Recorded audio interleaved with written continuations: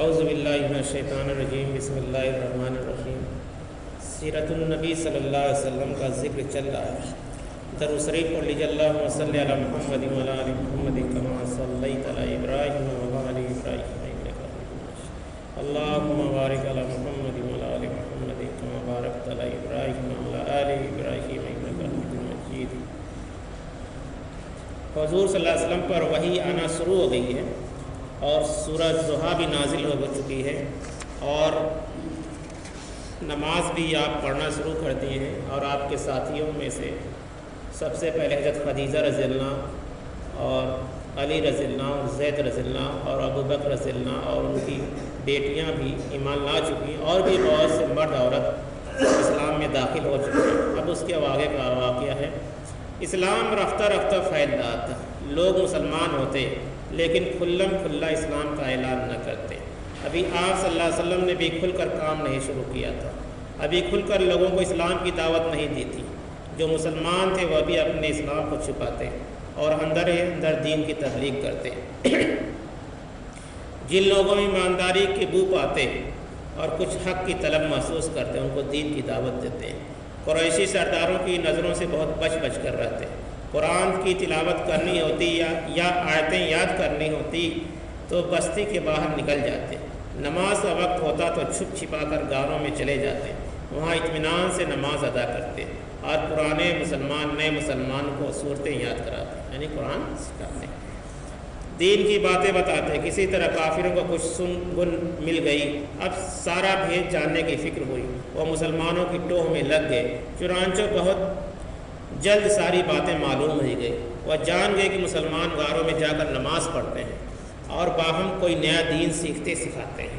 انہیں معلوم ہو گیا کہ آپ صلی اللہ علیہ وسلم توحید کی دعوت دیتے، یعنی ایک اللہ کی عبادت، شرک و بت پرستی سے روکتے ہیں۔ بتوں کی دنیا میں توحید کی آواز کتنی عجیب آواز تھی۔ کیا محمد صلی اللہ علیہ وسلم اور ابو طالب کا یتیم نبی ہونے کا دعویٰ کرتا ہے؟ کیا وہ سب کو اپنے دین سے پھر جانے پہ ابھارتا ہے؟ کیا وہ دیوتاؤں سے بے وفائی پر اکساتا ہے؟ قومی دین سے بغاوت کو، یعنی جو کہ آبائی دین سے عداوت۔ کیا محمد صلی اللہ علیہ وسلم کی یہ ہمت ہو گئی ہے؟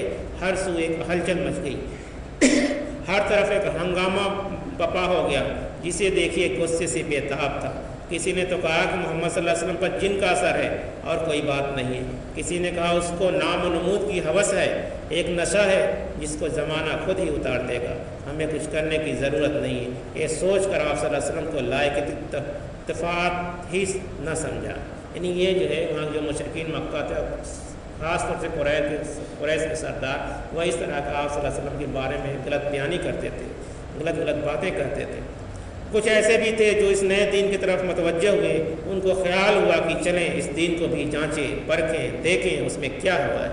یہ انسان کی فطرت ہے اور کرنا بھی چاہیے، سیکھنا بھی چاہیے، سمجھنا بھی چاہیے۔ ہو سکتا ہے کوئی کام کی چیز مل جائے، نقصان تو ہوگا نہیں، ہوگا تو فائدہ ہی ہوگا، یہ سوچ کر وہ جائزہ لیتے، اس میں ان کی اچھائیاں ہی اچھائیاں نظر آتی، بالآخر وہ اسلام لے آتے۔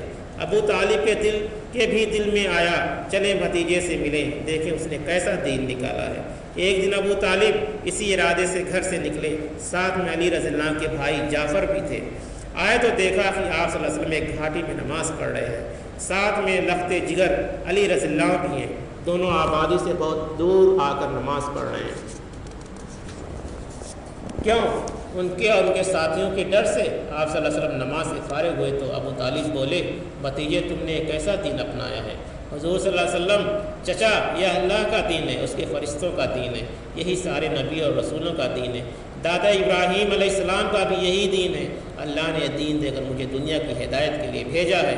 چچا جان، آپ کا مجھ پر سب سے زیادہ حق ہے، میرے خیر خواہی کی آپ سب سے زیادہ مستحق ہیں، آپ کے ساتھ میری سب سے بڑی خیر خواہی یہی ہے کہ آپ کو اس دین کی دعوت دوں، آپ کو بھی چاہیے کہ میری اس خواہش کو ٹھکرائے نہیں۔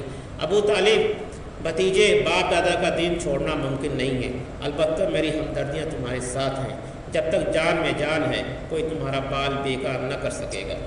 یعنی آپ کے چچا نے یہ جواب دیا۔ پھر علی رضی اللہ کی طرف متوجہ ہوئے، بولے، بیٹے اس دین میں تو آ گئے ہو لیکن اسے سمجھتے بھی ہو؟ یعنی اپنے بیٹے سے کہیں علی رضی اللہ ابا جان میں خدا اور اس کے رسول پر ایمان لایا ہوں اور جو کچھ کہتے ہیں اس کو مانتا ہوں، رب کو خوش کرنے کے لیے نمازیں بھی پڑھتا ہوں۔ ابو طالب بیٹے محمد بھلی ہی باتیں بتاتے ہیں، جیسا کہیں ویسا ہی کرنا۔ انہوں نے اپنے بیٹے کو روکا نہیں۔ پھر جعفر سے کہا بیٹے تم بھی بھائی کے ساتھ نمازیں پڑھا کرو۔ ابو طالب خود تو اسلام نہیں لائے مگر بیٹوں کے لیے اسلام ہی کو پسند کیا۔ اس کی کیا وجہ تھی، کیا سبب تھا، قریش کے ساتھ ان کا کیا انداز رہا، پیارے نبی صلی اللہ علیہ وسلم کے ساتھ کیا برتاؤ رہا، یہ باتیں سامنے آ جائیں تبھی اس کا کوئی سبب سمجھا جا سکے گا۔ نمازی نماز پڑھتے تو قریش ان کا مذاق اڑاتے، وہ رکوع کرتے تو یہ کہا لگاتے، وہ سجدہ کرتے تو یہ جملے چست بات کرتے۔ روز بروز یہ چیزیں بڑھتی گئیں، دشمنوں نے ایک سے ایک ہنسی دل لگی کا سامان بنا لیا۔ مسلمان مکے کی گھاٹیوں میں عصر اور چاشت کی نمازیں پڑھا کرتے، یہ بھی وہیں پہنچ جاتے، کچھ آنکھیں مارتے، کچھ اشارے کرتے، پھر زور کر کے کہے لگاتے۔ اتفاق سے ایک دن مسلمانوں کو غصہ آ گیا، جوش سے بے قابو ہو گئے، پھر فریقین کی آستینیں چڑھ گئیں اور جنگ شروع ہو گئی۔ حضرت سعد بن وقاص رضی اللہ عنہ نے ایک مشرک کو ایسا مارا کہ اس کی کھوپڑی پھٹ گئی اور خون کے پھوارے جاری ہو گئے۔ جتنا ہو سکتا تھا پیارے نبی صلی اللہ علیہ وسلم مشرکوں سے بچا کر رہتے تاکہ مسلمان اس کی ذاتیوں سے محفوظ رہیں۔ چنانچہ قرآن سنانا ہوتا، کوئی نئی وحی آتی تو سب کو دار ارقم میں لے کر چلے جاتے۔ یہ حضرت ارقم رضی اللہ عنہ کا گھر تھا، صفا پہاڑی پر تھا۔ آپ صلی اللہ علیہ وسلم کو نبی ہوئے 3 سال ہو گئے، ہر ایک جان گیا آپ صلی اللہ علیہ وسلم ایک نئے دین کی دعوت دیتے ہیں۔ سب کو معلوم ہو گیا آپ زور پکڑ رہے ہیں اور ساتھی کافی بڑھ رہے ہیں۔ اب اللہ کا حکم ہوا آپ کھلم کھلا دعوت دیں، جو کام چھپ پر کرتے رہیں اب اعلانیہ کریں، آپ کو جو حکم دیا جائے اس کے بر ملا اعلان کریں، اب مشرکوں کی پرواہ نہ کریں۔ یعنی اللہ کی طرف سے اجازت مل گئی۔ جب اجازت مل گئی تو اس کے بعد پہلی پکار جو ہے اللہ کے رسول صلی اللہ علیہ وسلم نے کہی ہے، اپنی قریبی رشتہ داروں کو انداز کرو اور جو مومن تمہاری پیروی کر رہے ہیں ان کے لیے شانیں جھکائے رکھو۔ اب اگر یہ لوگ تمہاری باتیں نہ مانیں تو کہو میں بری ہوں تمہاری کرتوتوں سے، بری ہوں تمہاری کرتوتوں سے، اور توکل کرو اس ذات پر جو زبردست ہے اور انتہا مہربان ہے، جو تمہیں دیکھتا ہے جب تم کھڑے ہوتے اور دیکھتا ہے سجدہ گزاروں کو درمیان تمہاری سرگرمیوں کو، بے شک وہ سب کچھ سننے والا اور جاننے والا۔ یہ قرآن کی آیت کا ترجمہ تھا۔ نبوت کے 3 سال ہو گئے، اتنے دنوں میں پیارے نبی صلی اللہ علیہ وسلم انفرادی دعوت دیتے رہے، الگ الگ۔ پھر اللہ کا حکم ہوا آپ صلی اللہ علیہ وسلم کسی سے ڈرے نہیں، کھل کر دین کی تبلیغ کریں اور نڈر ہو کر رب کا پیغام سنائیں۔ یہ کام پہلے بھائی بندوں سے شروع کریں، اگر کچھ نادان نہ مانے تو اس کی پرواہ نہ کریں۔ آپ صلی اللہ علیہ وسلم نے ایسا ہی کیا، باہر نکلنا چھوڑ دیا، ہر وقت گھر میں ہی رہتے، سوچا کرتے کیا کریں، خاندان والوں کو کس طرح سمجھائیں۔ یہ بات ایسی نہ تھی جو چھپی رہتی، چند ہی دنوں میں سارے عزیز رشتہ داروں میں پھیل گئی، ہر طرف چرچا ہو گیا۔ پھوپھیوں نے سنا تو گھبرائیں، کہیں محمد صلی اللہ علیہ وسلم بیمار تو نہیں پڑ گئے ہیں، کہیں کسی پریشانی میں تو نہیں گر گئے ہیں۔ وہ سب آپ صلی اللہ علیہ وسلم کے پاس آئیں، بولی پیارے محمد صلی اللہ علیہ وسلم کیا حال ہے، خیریت تو ہے، گھر سے نکلنا کیوں چھوڑ دیا؟ آپ نے فرمایا دیکھو پھوپھی جان، ایک طرف تو ہمارے بھائی بندے خدا کو مانتے ہیں، دوسری طرف بتوں کو بھی پوچھتے ہیں، کیا اس طرح خدا کو راضی کر لیں گے؟ یہ تو تباہی کے لچھن ہے۔ خدا کا حکم ہے میں انہیں ہوشیار کروں، ان سے کہوں اپنی حرکتیں چھوڑ دیں۔ سوچتا رہتا ہوں کیا کروں، دل میں آتا ہے سب کو کھانے پر بلاؤں، پھر انہیں اللہ کی نافرمانی سے ڈراؤں۔ کیا حرج ہے، کر ڈالو دعوت۔ دیکھو چچا ابو لہب کو مت بلانا، وہ مرتے دم تک تمہاری باتیں نہیں سنے گا۔ پھوپھیوں نے نصیحت کی۔ آپ صلی اللہ علیہ وسلم نے چٹپٹ کھانے کا انتظام کیا، تمام رشتہ داروں کو کھانے پر بلایا، اوروں کے ساتھ ابو لہب کو بھی بلایا، حالانکہ پھوپھیوں نے منع کیا تھا۔ خود آپ صلی اللہ علیہ وسلم بھی جانتے تھے کہ وہ آپ صلی اللہ علیہ وسلم کا سخت دشمن ہے، ہر بات سے جلتا ہے، مخالفت کے لیے ہر آن تیار رہتا ہے۔ دعوت میں بہت سے لوگ آئے، سب کھانے میں شریک ہوئے، ان میں آپ صلی اللہ علیہ وسلم کے چچا بھی تھے، چچیرے بھائی بھی تھے اور سبھی رشتہ دار تھے۔ آپ صلی اللہ علیہ وسلم سوچ رہے تھے لوگ کھا پی چکے تو اپنی بات کہیں اور سب کو دین کی دعوت دیں۔ ابو لہب نے سوچا یہ تو بڑا اچھا موقع ہے، لا محمد صلی اللہ علیہ وسلم کو گھیریں، اس نے جو باپ دادا کا دین چھوڑ دیا ہے اور ایک نیا دین نکالا ہے، اس پر کچھ ڈرائیں دھمکائیں، قسمت سے عزیزوں میں سارے لوگ بھی موجود ہیں، خوب بات بنے گی۔ وہ سوچ کر فوراً کھڑا ہو گیا، بولا محمد صلی اللہ علیہ وسلم یہ تمہارے چچا ہیں یا چچیرے بھائی ہیں، دیکھو تم وہی راگ الاپو جو ان کو بھلا لگے، یہ جو کچھ دنوں سے تمہارا سر پھر گیا ہے، کہتے ہو کہ باپ دادا کا دین غلط ہے، اس سے ہٹ کر ایک نیا دین نکالا ہے، تو دیکھو ان حرکتوں سے باز آ جاؤ، اس طرح کی باتیں اچھی نہیں ہیں، تم اپنے بھائیوں پر ایسی مصیبت لائے ہو کہ خدا کی پناہ۔ یہ بات کہہ دیا اس نے ابو لہب نے۔ ہاں یہ بھی یاد رہے کہ سارے عرب کے مقابلے میں تمہاری قوم کچھ بھی نہیں ہے، اب اگر اپنی حرکتیں نہیں چھوڑتے تو بھائیوں کا حق ہوگا تمہیں پکڑ کر قید میں ڈال دیں، یہ ان کو گوارا ہے، پر بات گوارا نہیں کہ قریش تم پر پل پڑے اور سارا عرب انہیں کا ساتھ دے۔ پیارے نبی صلی اللہ علیہ وسلم نے چاہا کہ کچھ بولیں، لوگوں کو رب کا پیغام سنائیں، ان کو اللہ کی نافرمانی سے ڈرائیں اور بتائیں ان میں کیا کیا برائیاں ہیں، ان برائیوں کا کیا انجام ہونے والا، لیکن ابو لہب نے موقع ہی نہیں دیا۔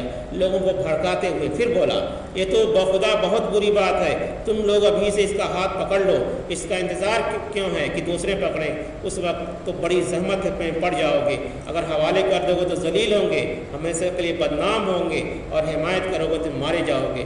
آپ صلی اللہ علیہ وسلم کی ایک پھوپھی تھی صفیہ رضی اللہ، وہ بھی موجود تھی، یہ بات سن کر بھڑک اٹھی، بولی میرے بھائی تیرے دیدے کا پانی کہاں مر گیا ہے، بھتیجے کی مخالفت میں اس طرح اندھا ہو رہا ہے۔ خدا کی قسم جاننے والے تو ایک زمانے سے کہتے ہیں آ رہے ہیں کہ آل مطلب میں ایک نبی ہوگا، سن لے وہ نبی یہی ہے۔ ابو لہب بہت زور کا کہا لگاتے ہوئے، تمہارا کیا بڑی بھی ہاتھوں میں چوڑیاں پہن لیں اور گھر میں بیٹھے رہیں، اگر قریش دشمن ہو گئے اور ہم سے جنگ کی ٹھان لی تو دوسرے قبیلوں نے بھی انہیں کا ساتھ دیا تو پھر کیا بنے گا، وہ تو ہمیں چیونٹی کی طرح مسل کر رکھ دیں گے۔ ابو طالب یہ کیسی بزدلی کی باتیں ہیں، جب تک جان میں جان ہے ہم اس کا ساتھ دیں گے۔ ابو طالب نے کہا کہ چچا ابو لہب بھائیو چلو یہاں سے بھاگ چلو، اب یہاں ٹھہرنا ٹھیک نہیں، سب اٹھ کر چل دیے۔ آپ صلی اللہ علیہ وسلم کی دل کی بات دل ہی میں لیے رہ گئے۔ آپ صلی اللہ علیہ وسلم نے ایک بار پھر دعوت کا انتظام کیا، یعنی دوسری بار، کہ کچھ دن تو بولنے کا موقع ہی نہیں دیا اس نے۔ آپ صلی اللہ علیہ وسلم نے ایک بار پھر دعوت کا انتظام کیا اور خاندان والوں کو کھانے پر بلایا۔ جب لوگ کھا پی چکے تو رب کا پیغام سنایا، فرمایا دید بانو اپنوں سے جھوٹ نہیں بولتا، خدا کی قسم میں غیروں سے جھوٹ بھی بول بھی لوں تو پر تم سے نہیں بول سکتا، اوروں کو دھوکہ دے دوں پر تم کو نہیں دے سکتا، اللہ جانتا ہے میں اس کا رسول ہوں، اس نے مجھے خاص طور سے تمہارے پاس بھیجا ہے، ویسے تو میں سارے انسانوں کے لیے رسول ہوں۔ اللہ کی قسم تم مر جاؤ گے جس طرح تم سو جاتے ہو اور اٹھا دیے جاؤ گے جس طرح نیند سے اٹھ جاتے ہو، اور جو کچھ کرتے ہو اس کا تمہیں حساب دینا ہے، اچھے کام کرو گے تو اچھا بدلہ پاؤ گے، برے کام کرو گے تو برا بدلہ پاؤ گے، پھر یا تو ہمیشہ کی جنت ہوگی یا ہمیشہ کی دوزخ۔ لو عرب میں کوئی اپنی قوم کے لیے مجھ سے بہتر چیز نہیں لایا ہے، میں تمہارے پاس دونوں جہان کی بھلائیاں لے کر آیا ہوں، رب کا حکم ہے میں تم کو اسی طرف بلاؤں، ہے کوئی جو اس کام میں میرا ساتھ دے، میرے بعد بھی اسے باقی رکھے۔ یہ باتیں کہہ کر آپ صلی اللہ علیہ وسلم خاموش ہو گئے اور لوگوں کے چہرے تکنے لگے، کس کا دل ایمان کی طرف مائل ہو، کس کا سینہ اسلام کے لیے کھلا اور کون ان کی مدد کے لیے تیار ہوا، کس نے آپ صلی اللہ علیہ وسلم کی پکار پر کان دھرا اور حق کی حمایت کا فیصلہ کیا، لیکن کسی طرف سے کوئی آواز نہیں آیا۔ ہر ایک کو جیسے لگا کہ سانپ سونگھ گیا ہے۔ کچھ لوگ تو حیرت سے آپ صلی اللہ علیہ وسلم کا منہ تکتے رہے اور کچھ لوگ وہاں سے چل دینے کے لیے پر تول رہے تھے۔ ٹھیک اسی وقت ایک لڑکا اٹھا، یہی کوئی 12-13 سال کا، بدن بھی کچھ یوں ہی سا، چھوٹا سا قد، دبلا پتلا جسم، آنکھیں آئی ہوئی ہیں، مگر تھا بہت بہادر، بڑی ہمت والا، اٹھ کر بولا اللہ کے رسول صلی اللہ علیہ وسلم میں ساتھ دوں گا، میں آپ کی مدد کروں گا۔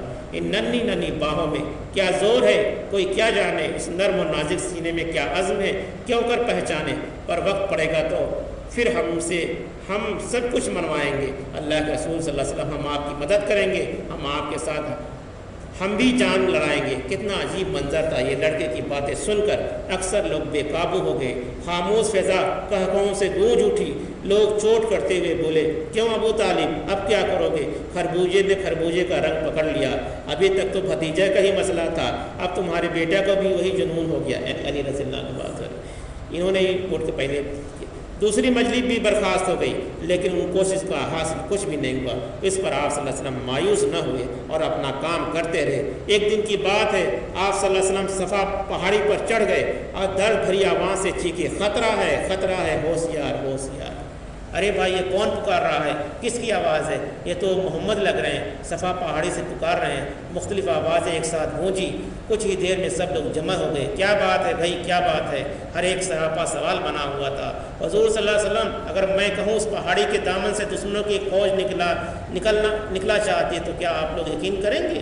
کیوں نہیں؟ یقین کرنے کی تو کوئی وجہ نہیں ہے، ہم آپ کی زبان سے کبھی جھوٹ بات سنی ہی نہیں ہے۔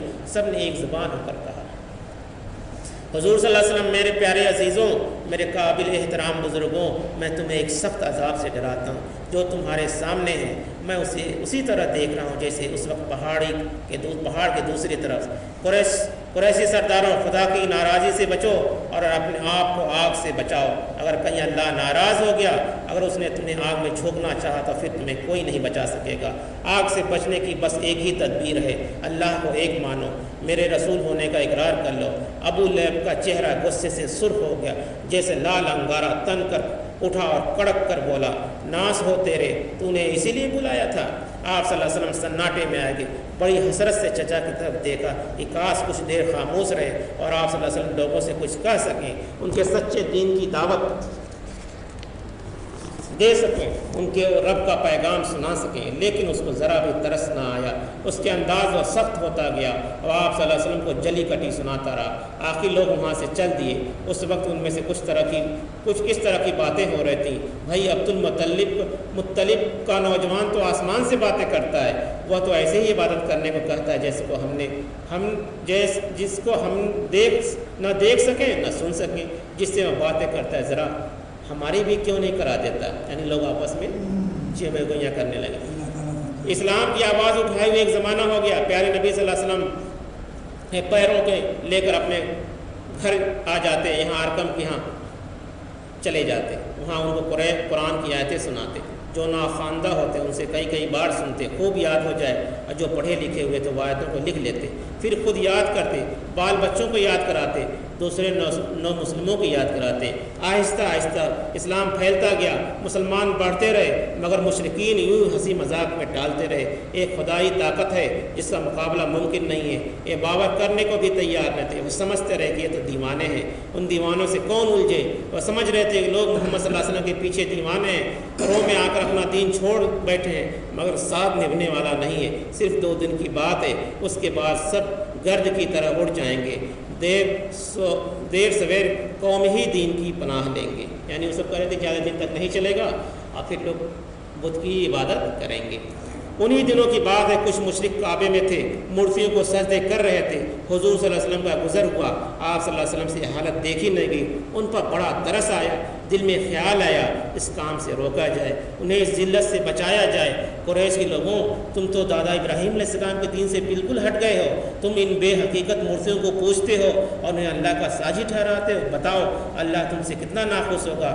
مشرکوں کی بات گراں گزری، وہ کج بحثی پر تل گئے اور بولے، ہم ان مورتیوں کو تھوڑے پوجتے ہیں، اصل میں تو ہمیں اللہ سے محبت ہے، اسی سے قریب ہونے کی تمنا ہے، یہ تو بس بیچ کا واسطہ ہے، جسے آج کل چلتا ہے معاملہ وسیلہ والا۔ اب حضور صلی اللہ علیہ وسلم کیا جواب دیا؟ حضور صلی اللہ علیہ وسلم، اگر اللہ کو چاہتے ہو تو میری باتیں مانو، اللہ بھی تمہیں چاہنے لگے گا۔ یہ سننا تھا کہ واق بغولہ ہو گئے، ان میں کچھ اس انداز سے باتیں ہونے لگی، اس کی تو باتیں سنتے سنتے کلیجہ پک گیا ہے، آخر کب تک برداشت کیا جائے؟ ہم چپ کیا رہے کہ یہ بالکل ہی ڈھیٹ ہو گیا ہے، اتنا کہ ہماری عقلوں کو چوٹیں کرنے لگا ہے، ہمارے باپ دادا کو گمراہ کرنے لگا ہے اور ہماری دیوتاؤں کو بھی نہیں بخشتا۔ اچھا تو اب ہم بالکل نہیں گوارا کریں گے، ایک دم نہیں کریں گے۔ سب اٹھ کر چل دیے، مگر آنکھیں سرخ تھیں، سینے کھول رہے تھے۔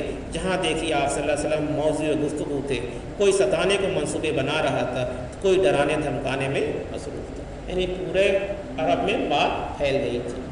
اور آپ صلی اللہ علیہ وسلم دیکھیے، اب یہی بات آج کل کے حالات بھی ہیں کہ ہم جو ہے اپنے بھائی کو دیکھتے ہیں کسی گمراہی میں مبتلا ہے، کسی غلط کام میں ملتا ہے، تو ہم کو بھی ایسی فکر ہونی چاہیے کہ ہمارا بھائی یہ جہنم کی طرف چلا جائے گا۔ ہم اس سے بات کرتے ہیں، ہم سے مراد میں سارے مسلمانوں کو کہنا چاہیے، اس کو سمجھانا چاہیے، بجھانا چاہیے، بھلے سے برا بھلا کہے، جب کوئی نئی چیز بتائی جائے گی تو اس کو برا لگے گا. کیا لگے گا؟ برا لگے گا. مگر دھیرے دھیرے جو اگر وہ سمجھانے کی کوشش کریں تو وہ سمجھ بھی جائے گا. تو اس بات سے ہم کو نصیحت حاصل کرنی چاہیے کہ ہم بھی اللہ کے دین کو اللہ کے نبی کی طرح ہی لوگوں تک پہنچائیں, ان کو برا بھلا نہ کہیں. جو بات غلط ہے اس کو اچھے انداز میں بتائیں. اور آج بھی دیکھیے بہت سے لوگوں کو اگر وہ نہیں جانتے کچھ نئی بات بتا دو, ارے تم آئے نئے نئے مولانا بن گئے بتا رہے ہو باتیں, وہ لوگ کہتے ہیں نا, وہ انداز بدلا نہیں ہے, بات وہی ہے, مگر اس کو سمجھانے کی کوشش کرنا چاہیے. تو اللہ تعالیٰ سے دعا ہے کہ ہم لوگوں کو بھی اپنے بھائیوں کو صحیح راستے پہ جو ہے دین کی دعوت دینے کی توفیق عطا فرمائے. آمین آمین. سبحان اللہ بحمدہ, سبحان اللہ بحمدہ, نشہد ان لا الہ الا اللہ ونستغفرک ونتوب الیک. سبحان ربک رب العزۃ عما یصفون وسلام علی المرسلین والحمد للہ رب العالمین.